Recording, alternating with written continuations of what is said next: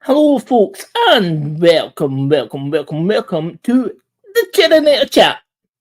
And as you can see, tonight's guest is our good friend, Mr. Steve Stockton from Tales Untold. I know I'm looking at a picture and I cannot read it right. Hello there, Henry. Hello. So yes, our good friend, Mr. Stockton, is in the background. Now, remember, folks, tonight's show is a question and answer with me, the Chairinator, and Mr. Steve Stockton. So, without, as Lee would say, a further ado, without a question or a doubt, let's bring on Steve. Hey. Hello there, Steve. Hi, Stephen. How you doing, buddy? Good to see you. Good to be here with you on Chairinator Chat. Hello and welcome, Mud. So, yes, Steve, how are you tonight? Yeah, I'm doing good. I've had dinner. Nicole and the baby are resting. 10 days to go till if he goes to the full due date of September 9th. So wow, we'll see. Wow. Can't wait to meet you, wee bundle. It's going to be soon. So Monday it'll be a week. Wow. So can't wait. Wow, buddy. Wow. Wow, man. Yep. So, what you been up to lately? I've just been working on new videos for Missing Persons and Mysteries, the big channel. Just passed 304,000 over there. I think 304,254 right now. Last video I released was Unsolved Mysteries from the Appalachian Trail. And I'll probably do a live over there maybe tomorrow night if the baby doesn't show up. So she could literally go into labor at any moment. And let's see, over on Tales Untold, got some stuff I'm working on for over there. I'm doing a series called Dark Tales from Every State. Take all 50 U.S. states. I'm going to do the District of Columbia and Puerto Rico, I think, too. And have a trilogy of stories from each of those. And I just finished Colorado, and Connecticut will be the next one. I've got it recorded, but I haven't put the video together yet. So staying busy. Working on the next book. I published my 20th book last year, and I'm working on number 21. It's probably going to be a series because already close to 100,000 words, and so I'll probably break it into 2 or 3 different volumes. But other than that, just getting ready for the baby. We got baby fever here. He's got all kinds of stuff, got everything ready. People sent us gifts and things. But for the most part, we just went ahead and got whatever we needed. He's probably good for about a year. So that's the most exciting thing that's going on by far. Wow, man. Wow. Hello there, Johnny through the gate. Is that Cisco? That's Cisco, yeah. Hello there, Cisco. Welcome to the channel. Mud's from my other channels, and wish we got Henry Nelson here too. Who's Mud? Because I don't know who that is. Mud's from East Tennessee. He comes to all my other channels, and he been coming to Lee's channel too. And speaking of the devil, where is Lee? I haven't seen him tonight. I don't know. Right now, I don't know because what I'll do is I'll tell you later on backstage. Backstage after this is finished about some. So. But yes, Cisco's the baby's godmother. So there you go. Ah, nice one. So, folks, as I said, tonight's show is a question and answer. So, question and answer with myself and Steve. So, if there's any questions at all about anything, why have I got the name Chairinator?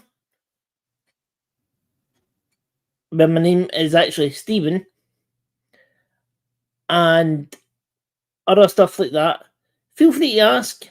And the same way if there's any questions you want to ask Steve, ask him. So is anybody? So Steve, what else is you got planned for from new And like after when the baby's born, what other stuff you got planned in the works? I'm going to keep on working on that Dark Tales from Every State series, and I've got some different series that I'm doing for missing persons and mysteries. One of those is called Vanished Without a Trace. I've done people who vanished from hospitals, um, people, YouTubers who vanished. That one's coming up. I mean, it all kind of runs together in my head after a while. Let me see what else I've got here. Steve, you remember them 3 books you sent me and via email? Yeah. I started to read the first one I was reading, and I've still not read them all. Yeah. Because remember, I've got, it's my attention span. It's hard for me to keep that and hold it. But I've got it stored away, and I will sit and read them. But I just need to try and change my background and my screen. I haven't been reading as much as I used to. I've got a huge reading list. I love books, and always have. And I think that's what started me out on the path to being a writer. I was a reader first, and I think in order to be even a good writer, you've got to be a great reader. The more you read, the better you'll get at writing. So I love it. Love books. Exactly. So we've got my first wee question here from Henry Nelson, and it's, how did you get started in radio and video? Well, that goes way back. When I was a kid, I started a pirate radio station in East Tennessee where I lived, and probably only the neighbors, if they knew where to listen for it, they didn't broadcast very far. But I've always had an interest in radio, and I had plans to go to a trade school. There was a National Academy of Broadcasting there in Knoxville, and that was one of the courses, vocational courses you could take was radio. And I'd made plans to go to that since I was in the single digits, like 7, 8, 9 years old. And the week that I graduated high school, that Academy of Broadcasting closed its doors forever. Excuse me. So I decided to go to the University of Tennessee and thought that I would major in communications. But then when I got there and saw the course load, for that, it was all this, a lot of math, and I'm an Aspie. I'm not very good at math. Math is my Achilles heel, but the math requirements, and I talked to my proctor, and I said, I don't want to build a radio station. I want to sit in a radio station and talk into a microphone like what I'm doing here, because you had to understand, like I said, the wave propagation, tower heights, lengths, all this stuff, a lot of high-end math. So ended up going into law to finish my pre-law. And after that, then I've been accepted into law school at Vanderbilt. But the summer before I was supposed to go down there and start law school, I clerked at a law firm there in Knoxville. It was medical malpractice, personal injury, and products liability. Saw some just horrible cases, people maimed, disfigured, and even killed by things. And I thought, I can't see doing this for the next 20, 30, 40 years of my life. And if I'd stuck with it, I'd probably be a senior partner somewhere now and whooping it up. But, so I went back, much to the law firm's chagrin, because they were going to pay my tuition and my books and everything, but I had to sign on the dotted line. And I thought, nope, ain't going to happen. So I went and switched my major to English, because I thought, well, I've always wanted to write. Why not? But found out for the type of writing I do, a degree in English is way overkill. Freshman English comp class, a creative writing class maybe for the fiction, and a good dictionary and a thesaurus, and that's all you need to write. And I wrote several bestsellers, so the proof's in the pudding there. But there you go. And then that's my major was in English. Wow. The master's degree, and then I have a graduate degree in art history. And either one of those degrees and $5 will get you a cup of coffee at Starbucks. So just basically, I was disheartened by everything and wasted a good college education. Probably should have stuck with law, but again, the type of law that I wanted to practice didn't pay anything, and I didn't see the point in putting myself through all that so instead I put myself through it for English, and I don't use that either. So, tales of a misspent youth. Oh, So there you go. wow. So we've got another wee question from Johnny. So let me put this up on the screen. Is how your family and open minds help to ease you down the road for the paranormal world? Yeah, well, that one that's kind of just the way it happened out. My dad was from Middle Tennessee, Fentress County. They were farmers. They farmed tobacco and raised hogs and chickens and things like that, and vegetables, fed themselves. Um, and then my mom's family, they're from East Tennessee. My maternal grandmother, was born in the Cades Cove area of the Smokies, but that's where the mystical side comes in. They're very superstitious Appalachian mountain folk. My granny was a self-described gypsy witch, but I don't know where she got the gypsy part. Because, like I said, she was born there in East Tennessee. I'm thinking somewhere back in the lineage, there was some old country that they were from, probably Romania or Hungary or somewhere like that. But nowadays, she'd be called a granny witch, or that's what they call them in Appalachian, or just a kitchen witch. She told fortunes, read playing cards, tea leaves, coffee grounds, read palms, could feel the bumps on your head and tell you things, all that kind of stuff. So, my dad, although they were kind of simple folk, farmers and things, he left the farm and went to the University of Tennessee, my alma mater, and majored in engineering. And then later on went to work at Oak Ridge National Laboratory as a scientist. So my dad was kind of a gearhead. And that's the whole side of the family. There were a lot of farmers, but there were also lawyers and educators on that side of the family. My mom's side of the family, they were farmers and restaurateurs. My mom's parents had a dairy farm, had 10 kids, my mom and 9 boys. She had 9 brothers. I couldn't get away with anything. She knew all the boy tricks. But 7 of those 9 brothers owned restaurants, some of them multiple restaurants. But Wow. I was the only grandchild that was born in caul or with a veil over my face. They call it down south. It's just the amniotic sac was still over my face when I was born. Wow. But in my superstitious grandma's eyes, that marked me as a special child with second sight and special abilities and stuff. And I don't claim to have any powers. That was her story. But because I was the only grandchild with that condition, and there was a lot of them. I mean, all those brothers were married at least once, some of them multiple times. So there's a lot of grandkids, but I was her favorite, and she kind of took me under her wing and taught me all these strange things, the paranormal, the odd, the supernatural, and such and so forth. And that's me right in the middle of the blend of science and superstition. I came forth bewildered, and here I am. So, Wow, man. Wow. Jeez, oh man. Is there anything? Is that but being Steve? Is there raised anything like you want to that, ask me? it just kept, that gave me an open mind, because my dad, even though he was scientific about things, he knew that there was things in the world that we didn't understand. He believed in ghosts and spirits and things like that as well. And even in the laboratory, under laboratory conditions, they would have things happen that weren't supposed to happen, that they couldn't get to happen again, but they couldn't explain why it happened. Anomalous results. So he would say that even though the scientific method is the best, there were things that he couldn't explain and didn't understand. So I had the best of both worlds, and it made me open-minded.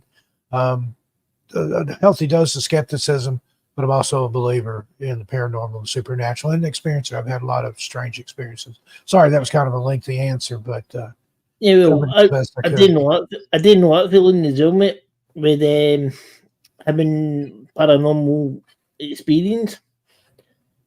Because remember, I told you about the time I was in my old house, and I had an orb that shape float past my leg with my fake leg, and I was like, "What the heck?" And my badge came literally fell off the table and came towards me. I was like, okie dokie.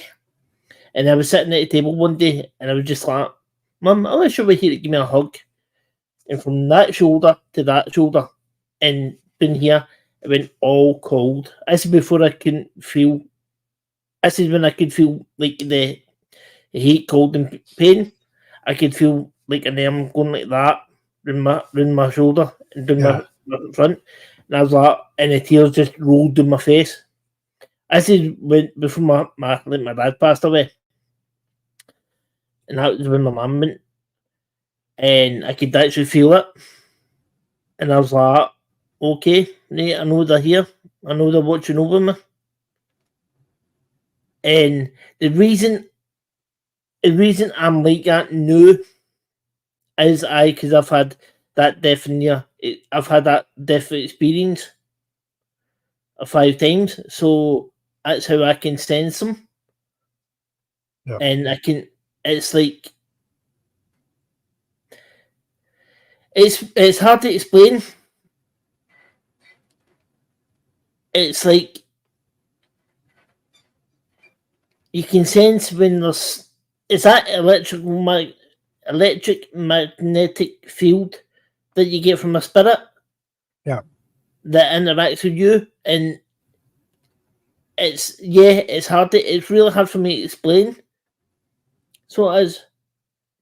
And that's how I can sense them, because I know when they're about. And there's just even wee things. Like, remember that day we were sitting in the backstage on Lee's, and I says, I can smell smoke. Right? I don't smoke. And it was literally right like here. And remember the time when me, you, Lee, and Kafita were like in the backstage, and Kafita's like, what was that? And it was like somebody saying hello. That came from literally about here behind me. And I heard that. And that's when Kafita's like, wow. Yeah. That's how, like, that stuff, the paranormal stuff, that's for me, that's how, you know what I'm trying to say? You know what I'm trying to get out? That's how I,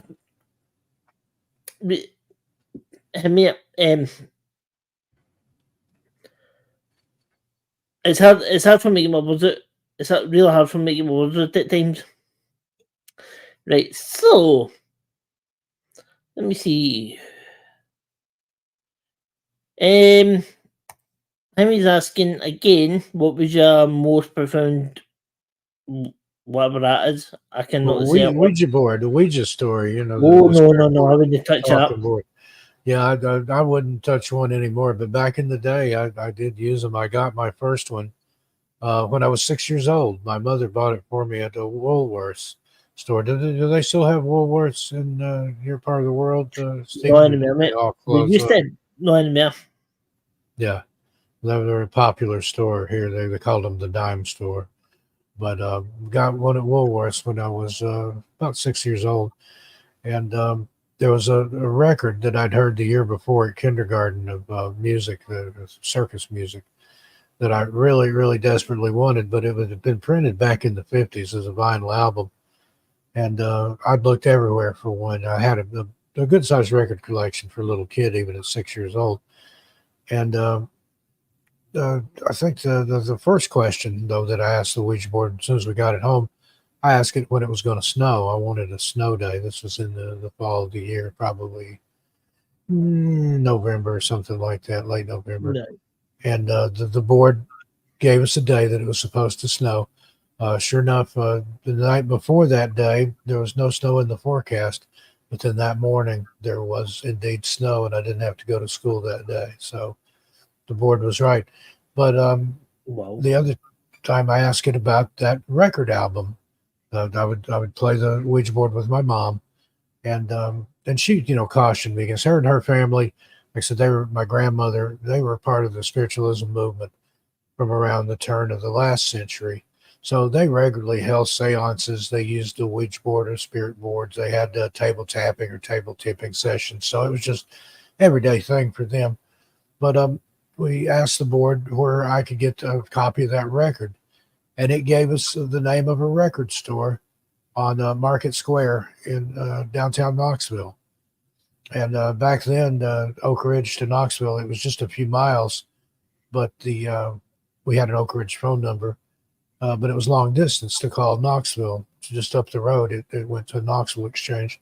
But anyway, my mom called this record store, and guy answered, and she told him, because I had all the information for the album that I wanted. I knew the name, I knew the manufacturer, the catalog number, and everything.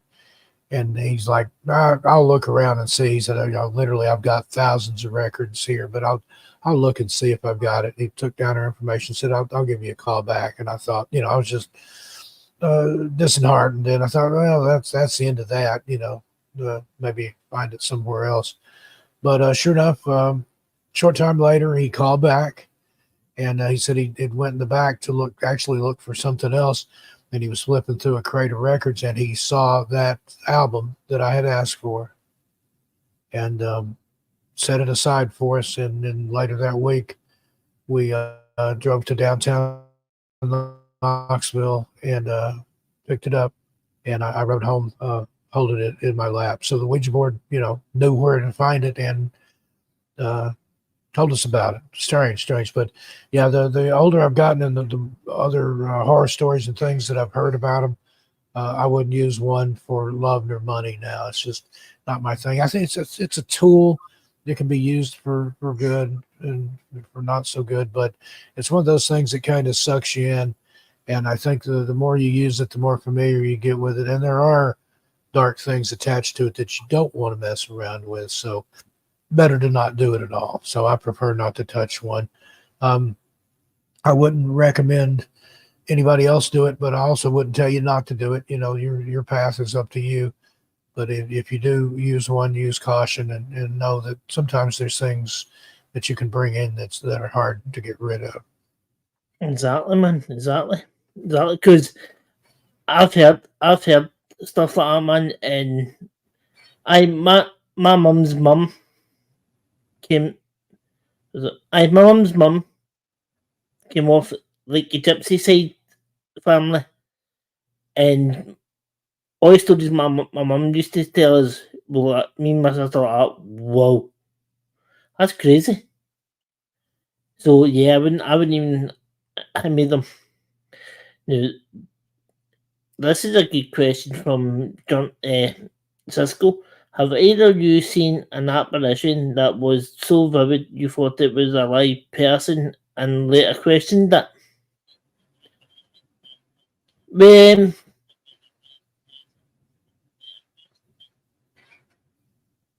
I would say for myself, no.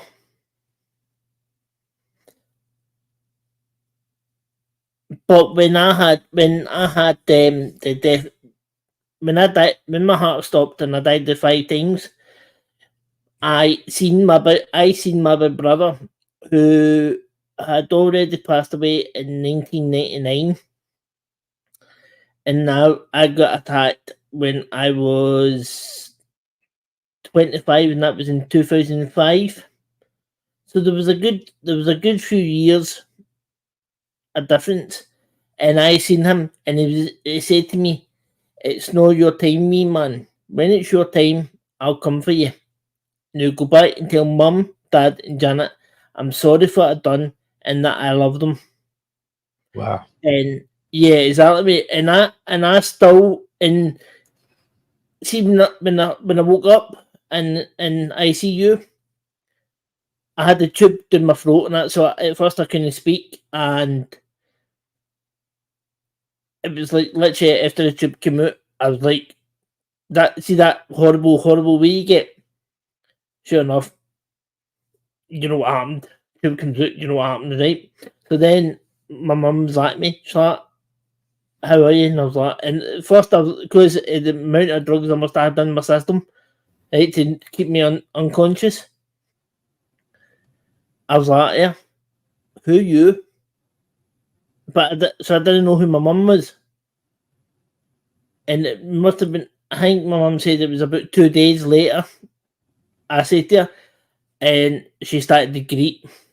Literally, she started to cry, and when I said to her, I was like, "Mum, John says that he's sorry for what he did. He didn't mean to hurt you, and he loves you, and he's always there. He's watching over you." And my mum's like, "Ah, wow." So, hold on.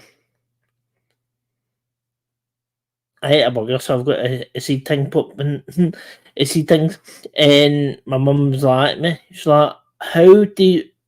She's like, How's that? How can that happen?" I was like, "Well, mum, remember, I just says my heart stopped 5 times. I died 5 times. So I seen John," and she's like, "Wow," and it's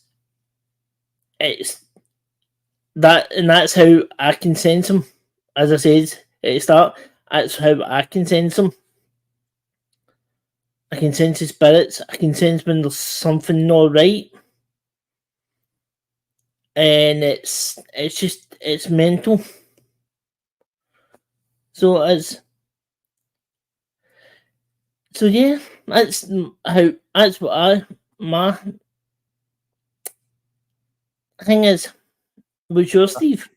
Yeah, I've seen probably more than I'm aware of, because if they look real, I mean, you don't really even think twice about it. But I can think of 2 occasions right off the top of my head when I saw somebody that looked so real, and then they weren't there and weren't real.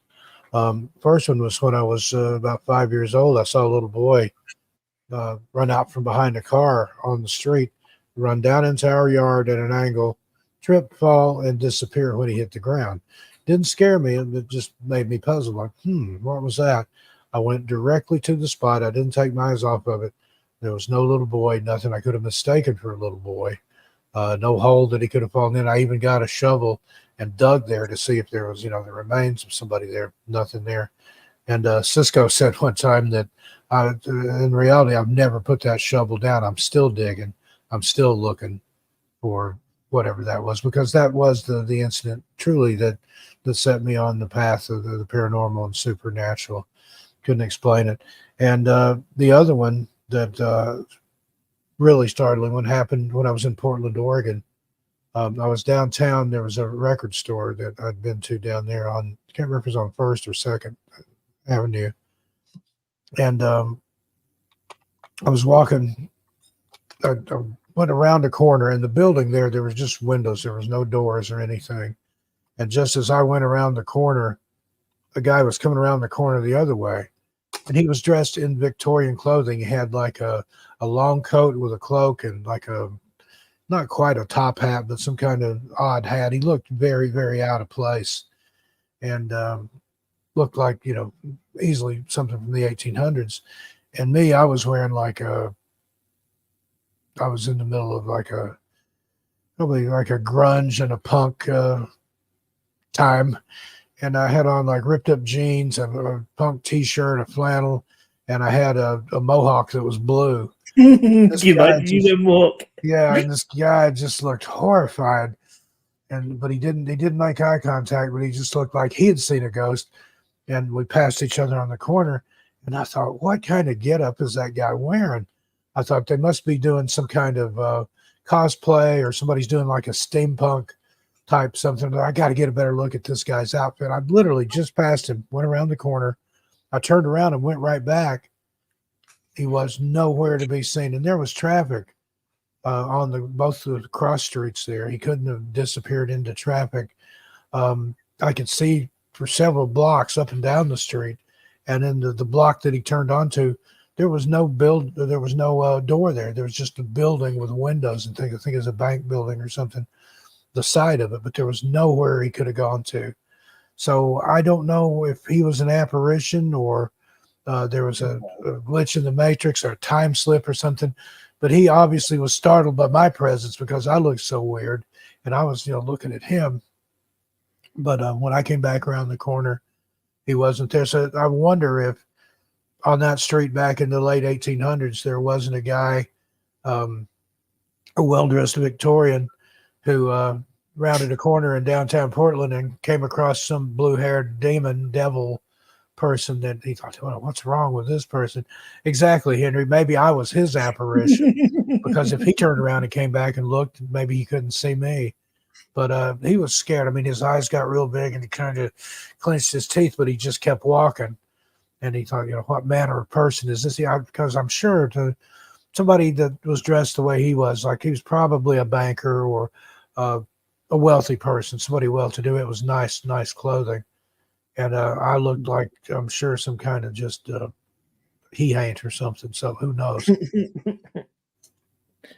Now, folks, don't forget, you cannot, even though, as I said, this is a question answered from like myself and Steve. So if you want to ask me any questions as well as Steve, feel free.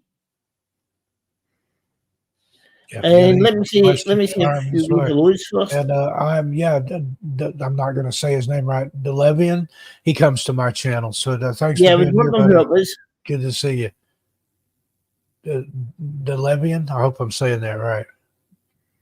Yeah, I was wondering. I was like, a lot of people's names I butcher. And don't forget, folks, if you're new to the channel, please hit that subscribe button. Get a big thumbs up and ding-a-ling a bell. And if you want, later on, after the show's done, leave a wee comment and it'll be very much appreciated. And also, remember, folks, please hit these wee emojis on the side. As what is it Lee says? It helps the YouTube algorithm or something.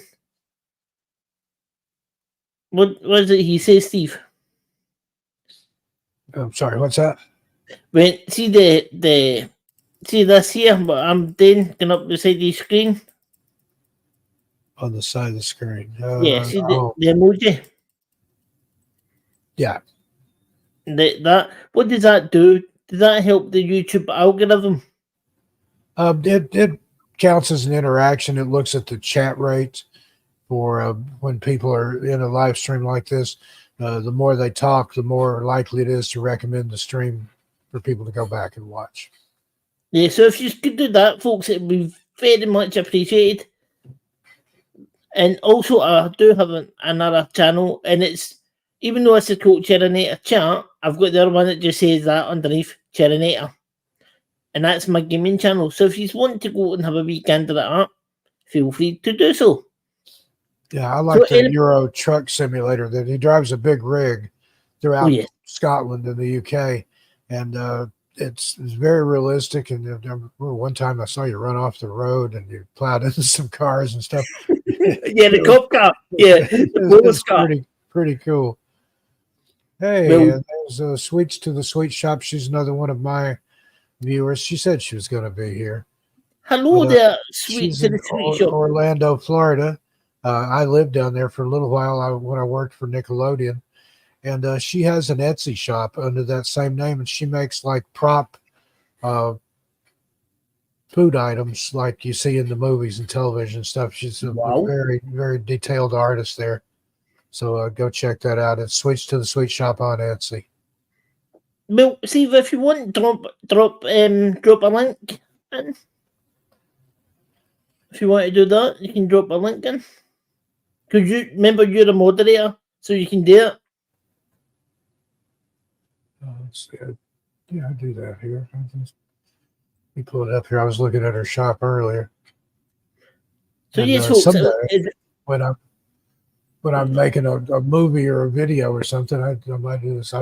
I've got several horror movies that I've written that I've never produced yet. But well, see the horror movies. Sorry, but I will not be watching them, Steve. Yeah, I am logged in as Mystic Persons Mysteries. It might not. I don't remember. You've got me as a mod. As give me a second, I'll tell you, buddy. Give me a second, I'll tell you. These sweet. Yeah, I didn't see the link come up. There you go.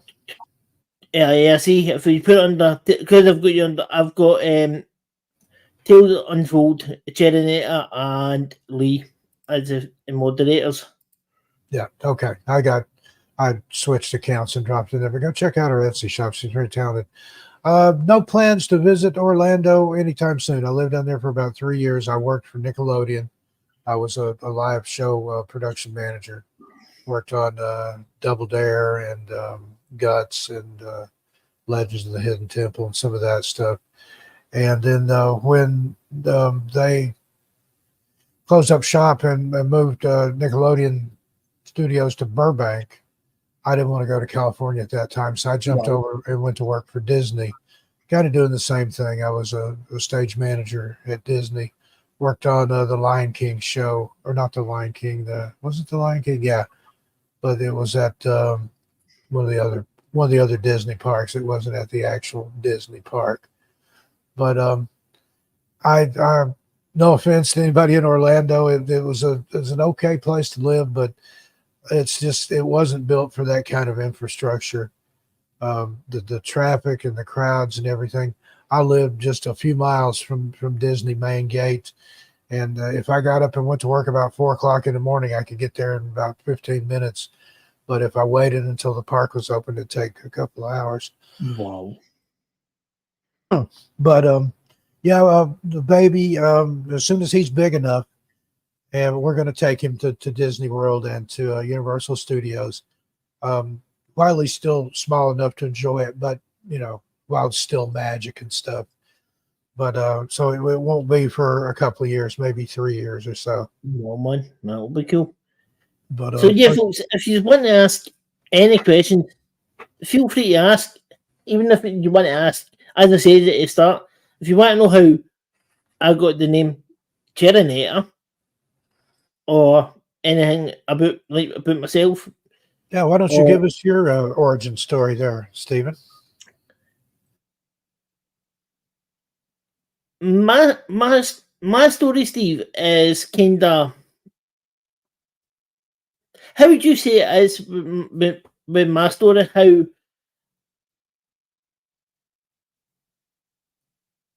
it's hard for me to explain, right? So it's hard for me to explain. Yeah, just say like that book, A Series of Unfortunate Events is what it sounds like. And I'm not trying to make light of the situation or anything, but that's the truest thing that I can say. That one, but you got dealt a crap hand in a lot of different ways, but you've made the best of it, and you're a survivor. You've got that fighting stock in you, like the Scottish do. You're hell yes. You're the reason I got the name Chairinator is one of my channels, my gaming channel used to be Gaming with Stephen, but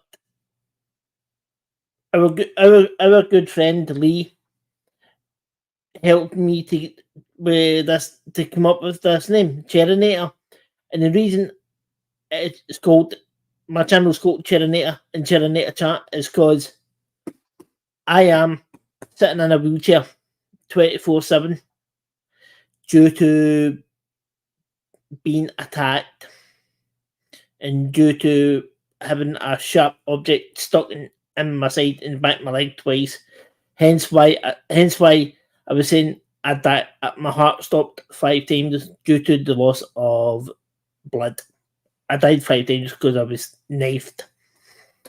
And then I've had the 2 strokes. I've got to deal with PTSD. I've had to deal with, like as I said, my mum passing away, my dad passing away, my brother passing away. So I've had all that to deal with in life. I've had 2 strokes. I'm still dealing with that. But as Steve says, I've had like a book of pure unfortunate events happening to me. But my resilience to bounce back from my heart stopping 5 times and dying to still being here, to still to talk about it, to still try and fight the cause, is because I've got a strong, even though I don't feel it at times, guys, I do have a strong Scottish fight in me. And when I hear, see, Steve, and I'm not kidding, when I hear the bagpipes and all that, the Scottish stuff. Yeah. Oh my God. Yeah, I can speak to that too. I have some Scottish ancestry on my dad's side. And my brother and I talked about that whenever we hear bagpipes, it does something to us. It makes us want to fight or do something. So got Yeah, a little bit of Robert the Bruce in us, just like you do. well, I've got the total robot of Bruce with being Scottish. So, and it's with me, it's like it's that. It's just that oomph it gives you, and it makes you proud to be Scottish.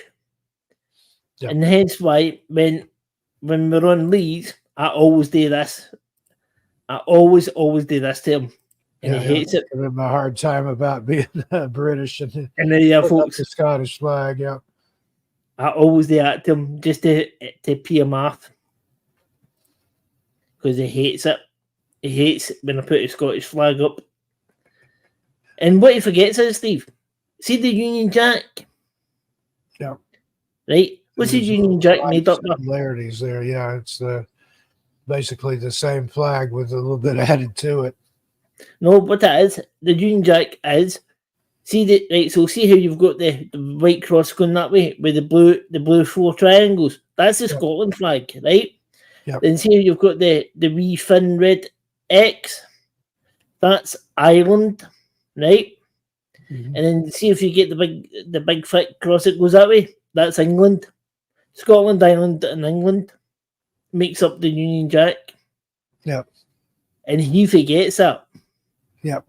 Because if it wasn't for a Scotland flag being the main base, right, of that flag, it'd be a wee cross, a white background with a wee white cross and a big thick plus sign. Wouldn't it be a Union Jack, would it? And I know you like to rub his nose in that sometimes too. Lovely, but he's a fun guy to wind up. Oh, aye, very. But there's things about them I'm not going to say. There's just things about them. Fair enough. I'll tell you later on. So yeah, folks, if you got any questions you want to ask, anything at all, any. So, Stephen, what have you got coming up? You asked me that question. What are you playing on your gaming channel? The other day when I tuned in, I fell asleep and missed most of it. Yeah, but what I was doing, you were doing some kind of battle fighting. Yeah, I was doing. What was I doing? It was some kind of like Call of Battle, or I don't know, all those fighting games. But my Ghost Recon Wildlands. Call of Duty, whatever it is. Yeah. So because I wasn't streaming for a wee while due to, as I said, due to my health and all that, and dealing with a lot of up here stuff and that. I was like, right, I'll slowly try and get back into it. Like, this is the first one back on this channel, and on that channel I did the free games. So I did that, and then, as I said, with my Euro truck driving, it was see how the echo, it was dead echoey when I was speaking. That's how, as well, I've been working on that, trying to get that all sorted. But now I've got it all sorted and doing it all. I did a wee test one today just to see how it worked, and it sounds perfect. So tomorrow is it Saturday? Tomorrow, Saturday. I'm going to be doing a live stream on my Euro trucks, and then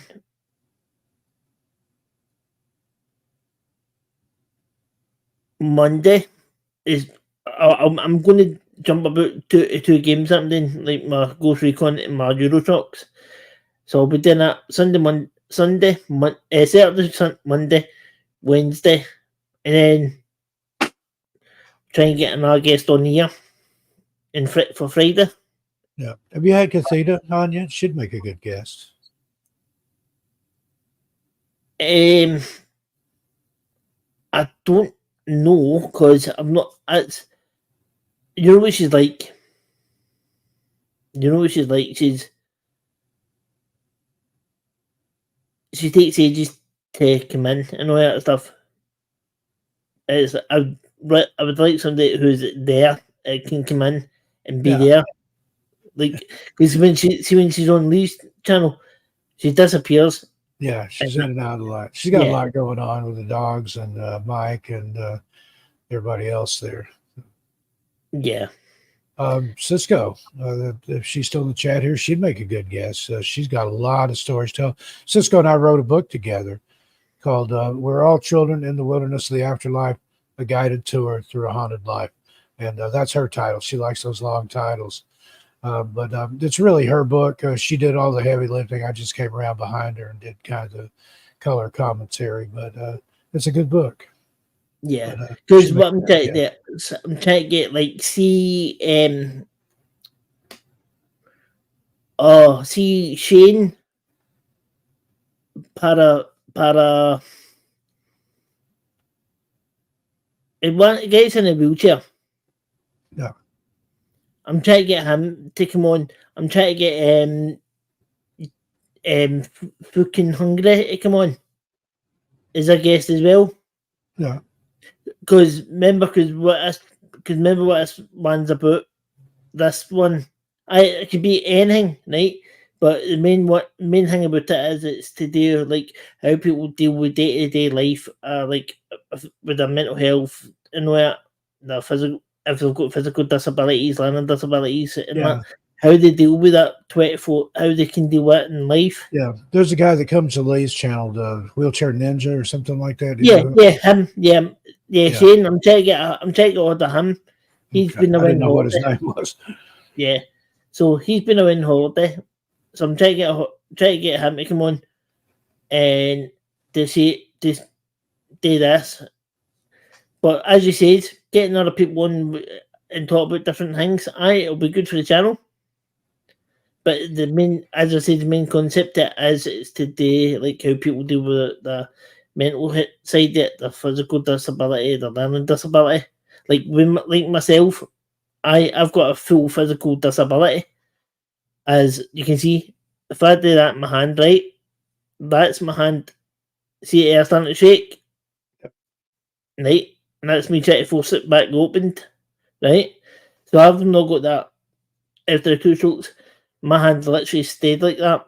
This arm here doesn't work. I've only got one leg. I've got this here. This headrest is to support my neck because there's something wrong with my vertebrae at back my neck, and my right leg is knackered, and that's all due to strokes. Well, the left leg not being there is due to being Yeah. right, and I had MRSA, so that's how I ended up losing my leg, and that's why I'm in a wheelchair due to being left disabled. I'm dyslexic. I've got a thing called Mears-Irlen syndrome, which is a form of severe dyslexia, and I also have the mental health side. That give me a second, just because my eyes are wet, pure been streaming all day. I've got in mental health side that I've got post traumatic stress disorder, PTSD, and that's due to what happened to me. Because as I was saying, I've got along with the mental scars, right? I've got the physical scars. So I've got a scar here, which you kind of see, like from my sternum down the way. Then the wound where the knife went in my side. I've got that scar, which is like that, right? Yeah. And then I've got the scar on my stump where they took my leg off. So I've got all that. I've got all them like up here. But as you say, Steve, I'm a fighter. I'm a strong person. Yeah. You got the I'm spirit of controlled. Robert the Bruce in there. Aye. The lion. I've got a heart of a lion. Yeah. So I have, and it's mental. It's absolutely mental. the amount of stuff that I've had to deal with in life. So I have, and it does affect you, man. It affects you Oh mentally yeah, up there. how could it not? Yeah.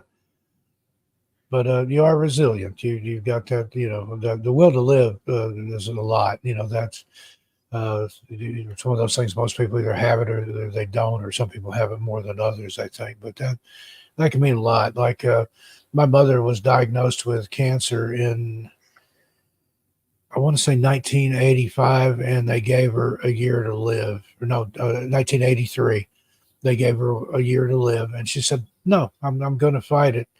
And she lived until 2003. So she lived 20 years. Wow. Um, so, like I said, the will to go on, and faith. Faith has a lot to do with it too. Wow. Right, so let me see. 3% was in. How do you like New England, Steve? I love it here. My wife Nicole, she's a native from Massachusetts. She's born and raised here, lived here all her life, and I love New England. I'd spent just a little bit of time here when I was in college. During spring break, I went up and visited a friend that was going to NYU. And one night we took a little road trip down to Dover, Massachusetts, home of the Dover Demon, if you've ever heard that story. I actually met one of the guys that witnessed that creature. So that was really all I knew about Massachusetts. And, of course, I know about Salem and the witchcraft trials and Cape Cod and Plymouth Rock and all that, but I'd never visited those things. But I love it here. I've always felt a pull to New England, even as a child, Maine in particular. And I think someday I may still end up in Maine. I was probably the only kid in East Tennessee that subscribed to Yankee magazine, and I still subscribe to it these days. But I'm a transplanted Yankee. But yeah, I love it. I've lived grew up in East Tennessee. Lived there until I was 40, and then went to Florida for 3 years. Lived in Orlando, and went from there to Las Vegas. Went from Las Vegas to Portland, Oregon, brief foray into Washington State, and then back to the Portland area. And then I went from Portland to the high desert of New Mexico. And did I mention Las Vegas? Yeah, I went from Orlando to Las Vegas, then to Portland, then to Washington, then back to Portland, then to New Mexico, and then been here in Massachusetts. It was a year in July. Came and we got married July 13th, and Wow. then found out 2024 January 1st, New Year's Day, that we were expecting. So it just gets better and better. But 24, the latter part of 2023 and 2024 just been great years, and it's only getting Wow. better. But I And love it here in New England. do you know what the I'm fun not thing saying about it is? I may live somewhere else at some point. We've looked at some other areas.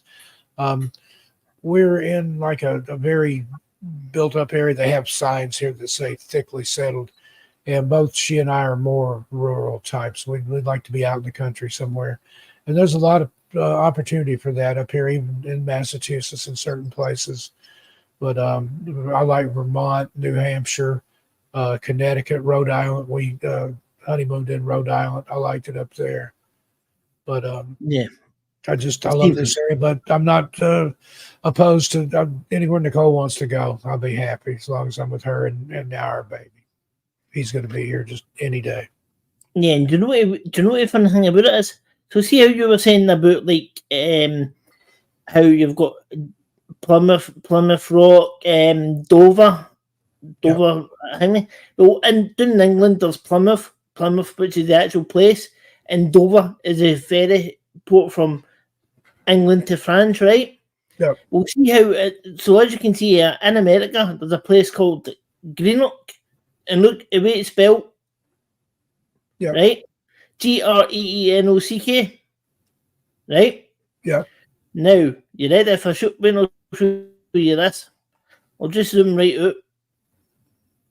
Right? Now that air, hold on, what was that? That air was Pennsylvania, right? Yeah. Now if I zoom out and I come over here to the UK, right? Glasgow, nope. But look, Greenock. Yeah. Greenock. Is that same spelling?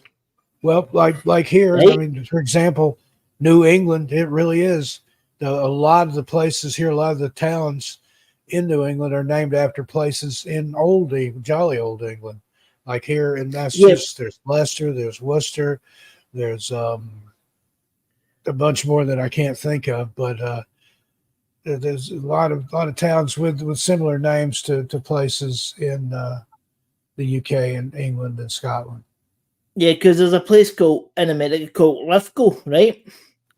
And there's a place here called Lithgow. Because it's like all the Scottish names, Americans have gone, oh, we'll have that. Because if you look at a list of Scottish names in America, there's a lot of Scottish names. So one that springs to mind, Aberdeen in Washington State. I've been there. That's where Kurt Cobain was from. I went up there a couple of years ago and visited the bridge that he used to sit under and wish that he could get out of Washington before he formed Nirvana, and where they dumped his ashes in the water after he died. But Aberdeen, that's a city in Scotland. There you go. And that's Aberdeen. So it is. And as you can see, this is literally that's the UK there. Well, that's part of the UK because that's Southern Ireland. But as you can see, and there, remember you were saying about Plymouth? Yeah. Where is it? It's there. Plymouth. Yep. And then Dover. Where's Dover? That's where the White Cliffs of Dover are at in the UK. Now, I have seen those. I traveled to the UK when I was between high school and college. I took a gap year, and I went and I hitchhiked, traveled through the UK, and backpacked. Let's say I backpacked through the UK and stayed in the youth hostels and things like that. But I had a grand time. I took almost a full year to do it, but I'd be scared to do it. Now I traveled alone, I saw a lot of places and had a good time. I got on the train one time somewhere in England and was pulling into a station in Scotland just as I woke up. And that was my first trip into Scotland. And that was where I was introduced to Iron Brew, the soft drink. You're talking about this drink here, Steve? Yeah, exactly. I got off the train. I'd fell asleep. Like I said, I woke up just as the sun was coming up and got off the train. Where am I? And I was somewhere in Scotland. And they had a little kiosk set up there, girl selling drinks and candy bars and stuff. And I can't do the Scottish accent. But she's like, "Oi." She's like, "I got something here that'll set you right." Oi, I'll get something here that'll set you right. She held out an Iron Brew. And I thought it was beer or something. I'm like, no, I don't drink it. She's like, nah, it's made from girders. It's good for you. Iron Brew. And she handed it to me. I opened it up, took a sip. She's like, that'll be £1.50. I thought she was giving it to me, but she was actually selling it to me. It's nice, ain't it?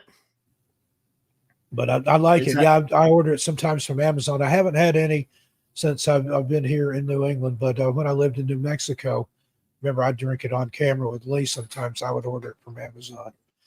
Yeah, I'm not supposed to be drinking this, right? Yeah. I'm supposed to be drinking like Pepsi Max. No, it's because my nurse has told me that I've got to cut because I'm on the borderline. See the borderline like diabetes. Yeah, I've not because my blood pressure and all that stuff, right? With my health is, I've got to watch drinking this. Yeah, it's still good stuff though. Lee hates it, but I think it tastes good. It's got a unique flavor. I've never had anything like it. Now, when I lived in Portland, Oregon, there was a place there called the Scottish Shop, and they had it there also along with haggis and shortbread and things like that. They could actually they sold kilts there. Steve, do you want me to tell you something? Do you know what you need to try? You see for a breakfast one day. Have this have this as a breakfast. It's called a breakfast wrap, right? 2 slices of bacon, right? Yeah. 2 eggs, beans on it, with 2 bits of black pudding, right? And well, they put cheese on it, but I don't get cheese on it because as I said, I've got my stuff. And wrap it up, man. Oh my god, trust me. Yeah, I did eat some unusual stuff. I did try the haggis. I had to try that. It's okay. I mean, it's not my favorite thing that I've ever eaten, but I had a Scotch egg. I had was a I've never had a Scotch egg. toad in the hole or something like that, which is like a, I remember the sausage like in an egg or something. I don't remember. Well, right, a toad in the hole is it's like, see a Yorkshire pudding. Yeah. It's a sausage. It's inside a Yorkshire pudding. Okay, I did it was something That's like that. what's called a toad in the hole. Tried that, and what else did I have over there? I can't remember off the top of my head, but hey, JC Dova. But there's some good foods up there, and I've got used to the full English breakfast, which was like a rasher of bacon, beans, toast, and fresh tomato, sliced tomato, and it seems like there was, I think, some sausages or something with that too, and certain things like a biscuit here in America. A biscuit is a breakfast creation. I don't even know, maybe a scone or something you could compare it to, but it's not sweet. But there, biscuits are cookies, like sweets. Yeah, and here, potato chips are crisp there. I remember I tried the oxtail crisp. It was just like potato chips flavored like oxtail. Not a big fan of oxtail, but those were unusual. And had a lot of candy bars and stuff there. Had different kinds of Kit Kats and Mars bars, Kit Kats, Pixies. Yeah, Cadbury had a lot of different candy bars in the UK that they didn't have here in the States. Who's this? Hold on, Miser going funny here. Blood pudding, right? So blood pudding, we in Scotland we call it black pudding, right? Because it's the colour of it, black pudding. Yep. And yes, it is amazing sweets. It's amazing. And the thing that to get me that I heard people say, "What's for pudding?" And I'd say, "Well, pudding's for pudding, right?" And they're like, "No, pudding is dessert." They mean dessert. What's for dessert? What's for pudding? No, give me a second. What's for tea? Tea time. So over America, you would call your dinner, right? Yeah. Over here, we call breakfast, a normal breakfast, right? Now, lunch, we would call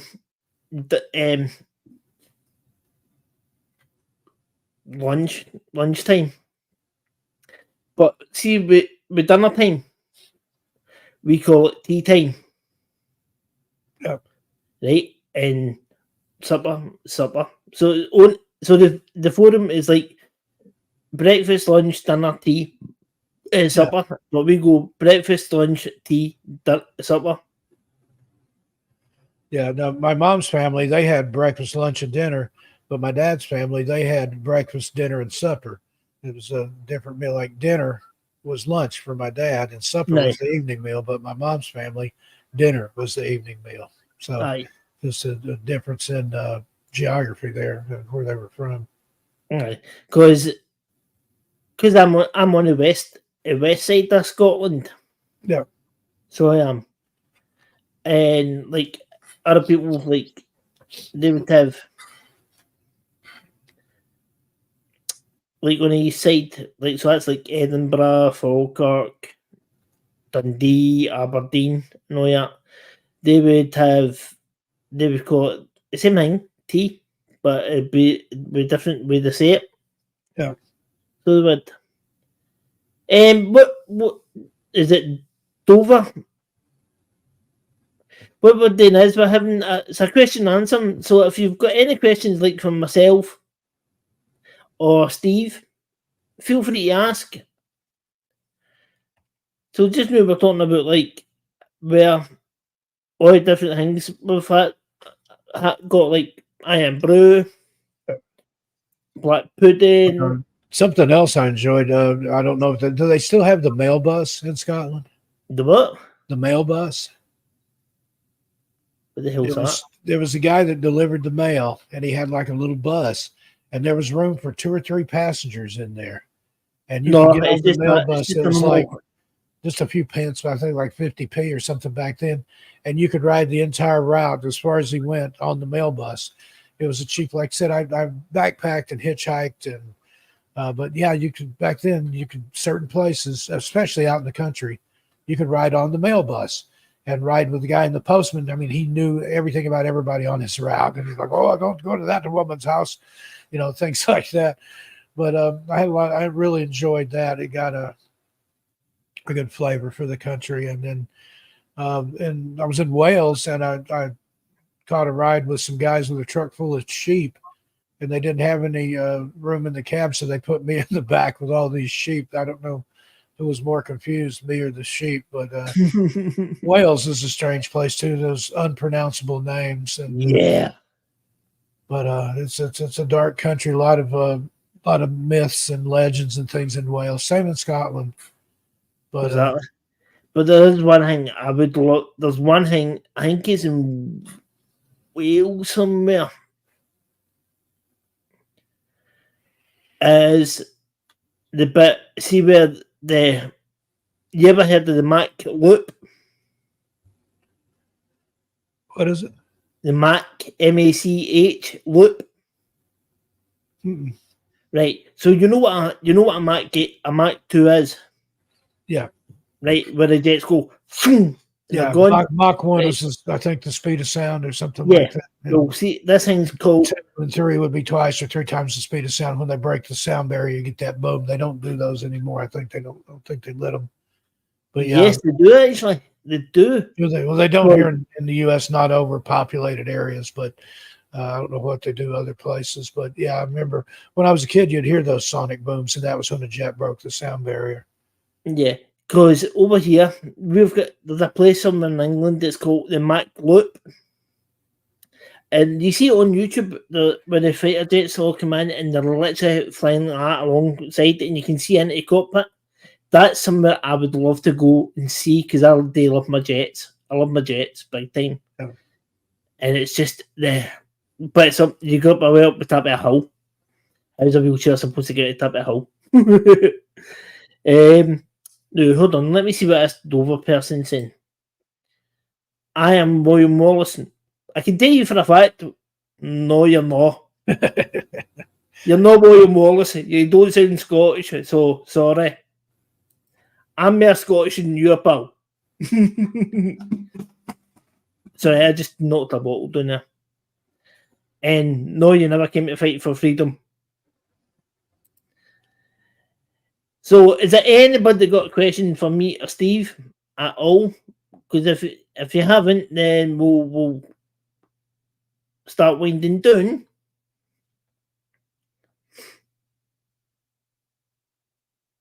Well, Stephen, I've had a good time, but I am getting tired. I've been up since before Yeah, mate, daylight. I'm the same. I'm gonna probably take it. Yeah, it's getting late for you there. It's what, 7, 8, 9, 10. It's midnight, just after midnight there in the UK. 10 past yeah, 10 past midnight for me. I'm probably gonna take a nap, and then I'll lay down with Nicole and help her get to sleep, and then I'll get back up and record something for one of the channels. Now that's an interesting question. Is there a dogman in Scotland? Well, there's no a dog man in Scotland. There is a cat man. A cat man? Yes, there's a guy called Cat Man in Scotland. So there is. There's a guy who's been on my radio show, and also I've been on his YouTube channel, Paul Sinclair. He's somewhere in England, but he talks about Dogman in England. I don't know about Scotland, but he has some compelling evidence. He has some good shows. Truth Proof is the name of his channel. Check that out. Tell him Steve Stockton sent you. Yeah, and I'll even show you what I'm talking about. There you are. The Catman of Greenock. Now I've got to check into this. Oh, is this? And it's true, mate. It's true because see that fence there. I used to go through it. I'll show you on Google Maps, right? Exactly where, right? Now, is that the guy that had plastic surgery to make? No, mate. No. This is an actual guy. a genuine guy, and trust me, every time I go through here at night, when I was going right, so where there's Baker's Brae, so see how it says Scott's Lane just there. Yeah. See it? Right, so now hold on, give me a second. Because I've got to get the wee doodah guy, so give me a second. I gotta look at. I've never heard of that that legend there. I've got to check into this now. Thank you for that. Right, so see this lane here? Yeah. Can you see the screen? No, Yeah. Hold on, give me a second. Hold on. Give me a second. Present screen. I hate the screen. Right, so this lane here, when I was in the Secrets, right? I used to go through here all the time because the Secrets are just down here, right? But see, in here, right, and where it says Scott Street, it's called Scott's Lane. The in here is where this guy, Catman, this guy here, Catman used to live in here. And one day I was walking along and I seen, yeah, and one day I was walking along here and I seen like two, the way his eyes are there in that picture, right? See this one, the one with the fence. Yeah, that's that. When I seen them eyes, man, I was like, hey, heebie. I ran that length. I was like, oh, no. Then when it was dark, when they come through here, I would always walk up that way. So I would every night, man. I'm like, oh no, because when I went to Secrets, it was just there. Yeah, and that's the Secrets there. So as you can see, walking through that lane at night time, hell no. I would rather just walk up that big hill. Yeah. Yeah, it looks frightening even in the daylight. Yeah. Because as you can see, and there is, mate, Steve, I've got real stories that I can tell you about, man, right? And as you can see, look at this is one of the bus garages. As you can see, old buses and that, right? Yeah, looks like a bus graveyard there. No, it's an actual bus company. It says the day tours and that. But there is a story I've got, and it's quite funny, right? To when I was young, when I was about 13, 14, right? One day, me and my friend decided to go down here. There's an old train track down here, right? And just there's a wee burn, right? So in here, there used to be, there was see just there? Yeah. There was a hole there, right? So we went through the hole and we tied the rope. We found this rope. It must have been about a 20-foot long rope. And we tied it to the fence. So I went to go down the ladder. My friend was on, it was like a hill. Like, hold on, let me see if I can show you, right? Right, so there you can see, hold on, where is that? Yeah, so there, that's the old train track there, right? So if I zoom in, there's an old train track just there, right? And down here, there was like a wall, it goes down like that, a slope, and it stops. So it brought me out, there was a ladder, and I went to go down it. I was holding on to the rope. Now, remember, I'm facing that direction, right? Well, when my back's facing that way, and the train track's going that way. So you think on what happened?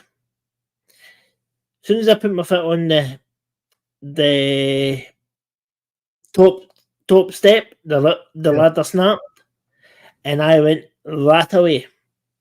No. So you think on it, train track, boom. Yeah, couldn't believe. I literally had to get lifted. So it took 4 firemen, 4 police, and the paramedics to lift me from there to there. So it did, because look, that is an active railway line, right? Yep. That's the old railway line down there. So it is, because that if you follow that railway line, right, it comes out. So it comes out here, like out here, and as you can see, that it takes you down to the shipyards, down to the container terminal. Yeah. So yeah, so I ended up doing that, and there's other things that I've had done, like get knocked in by old Scottish power vans and all that when I was young. It was quite funny. But that was stuff that I did when I was younger, but the stuff that I've done lately, I wouldn't want to, mate. I wouldn't relive that again. So I wouldn't, not in a million years, buddy. Not in a million years. Yeah, I would steer clear of the Catman or anything weird like that. I wouldn't intentionally come across wood. I wouldn't go looking for. There's people that go out hunting, for dogmen and stuff like that. Why? Not me. What's this? Hold on, what's it saying? I saw a Monster Quest episode, Black Cat. Yeah, that is actually true, Dover. That is actually true, that. There was a black cat, or a panther, rotting about Scotland somewhere. Yeah, And I they think have those throughout England and Scotland. I guess Wales too. They have big cats, and one of the things that I'm working on is from East Anglia called Black Shuck. Have you ever heard of that legend? No, mate. It's some kind of a huge black dog with glowing eyes that menaces people over there. But I'm working on a series about Black Shuck. Damn. And well, so there's been other things up here. No, see how you always hear Ted Branstein saying that there's he always goes on about like stuff how in America there's these things, or down in England or somewhere. Yeah. I don't know where, but it says that Scotland have got them, right? Scotland don't, because I looked it up, and Scotland don't have them. And he keeps arguing with me, I'm like, listen, Ted, you don't know what you're talking about, buddy. But there is things in Scotland that, see how you have got like rattlesnakes, pit vipers and all that. Over here, we've only got one deadly snake. What do you think that is? That's the story about Ireland. That was it St. Patrick drove the snakes out of Ireland or something like that. Yeah. Well, see in Scotland, Steve. Right, see how you have got like copperheads, rattlesnakes, and all that, right? Yeah. Now, over here, we've only got one snake, right? It's deadly. What do you think it is? Is it an adder? Yeah, that's it. I remember there was a show called The Black Adder. It was about something else, but I thought maybe that's why they named it that. So. Black Adder. Yeah, that Black Adder's we see Mr. Bean. Yeah, Mr. Bean, Rowan, Atkinson or something like that. Yeah, it's a comedy, but over here we've only got one snake, and it's a adder. And trust me, if you get bit of that, man, no thank you. Yep. So, yes, folks, so I can see that nobody's got any more questions, so what I'm going to do is, I'm going to let Steve say about what he's got coming on, and then we'll shut the show out. All right. Well, again, thanks for having me on as a guest, Chair. I've got my radio show. It's called Everything Out There. It's on the Clyde Lewis Ground Zero Radio Network. It airs Sunday nights from 9 to 11 p.m. Eastern Time. And they archive them. You can listen to them on the site. I'll drop a link here with Stephen's permission. And this week I've got, my guest is Eric Freeman Sims from the Unseen Paranormal podcast. He and his partner bought a haunted house in Hopkinsville, Kentucky, home of the Kelly Hopkinsville Goblin. Edgar Casey, the Sleeping Prophet, lived there. Strange little town, but they bought a haunted house there called the Night House. He's my guest this week. And I think what else? Like I said, always got stuff coming up on missing persons, mysteries, and then I'm working on stuff for Tales Untold, including the Dark Tales from Every State. Connecticut is the next one, and then the Legend of the Black Shuck. And I'm trying to think more. Always something going on. But and then tomorrow night, Saturday night, I'll be on with Lee on First Floor Audio for Tales or Songs from the Mothership. He does cover songs over there. And yeah. So, and yes, if you wait till after we finish it, and I'll explain to you a few things, right? And then you understand why, right? So, yeah. Thanks for joining us, folks, for Steve coming on again as a guest, and thanks to you for asking the questions. And it was good to meet some of the new people who come in. And then, as I said already, folks, if you haven't already subscribed, then please subscribe. It will be very much appreciated. Make sure you hit that like button, ding that notification bell, and please leave a comment after the show, which will be very much appreciated, guys. So, till next time, this has been the Chairinator. Let's have a Chairinator on Chairinator Chat, and thanks for coming along, guys.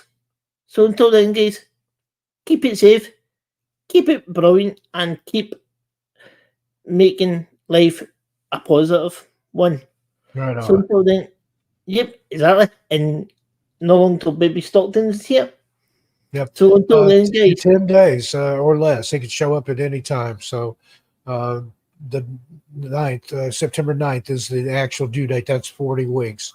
And I don't know if they'll let her go past that or not. So all this other stuff that I'm talking about, that's dependent upon if the baby waits until then or not. But as soon as the baby gets here, I'll be out of commission for a few days anyway. But I can't wait. Thanks again for having me on, Chair.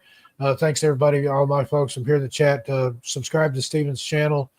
Leave a thumbs up. Come back and leave a comment. It helps the algorithm. And as for me, I'll see you a little further on down the trail. Have a good night. Tell your animals I said hi. Right, Stephen, I'll get you out now and just stay in the background, right? Yep. I'll be out in a wee minute. So remember, folks, there is so as you can see here, where it says Chairinator, I do have another chat called Chairinator, right? So if you just type in Chairinator, you'll see it pop up, and it's my gaming channel. And there's this one, the Chairinator chat. So till then, folks, have a wonderful night and have a safe night. God bless. See you all later. Bye-bye.